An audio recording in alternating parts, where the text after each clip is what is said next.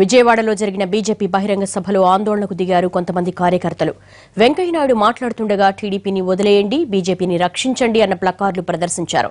Leave TDP, only BJP అంటూ నినాదాలు చేశారు వెంకయ్యనాయుడు. మాట్లాడుతున్నంతసేపు ఇదే గందరగోళం నెలకొంది. వేదికపై ఉన్న జాతీయ అధ్యక్షుడు అమిత్ షా కార్యకర్తలు ఎందుకు గొడవ చేస్తున్నారు, ఏంటా నినాదాలు అంటూ పక్కనే ఉన్న నేతలను అడిగి తెలుసుకున్నారు.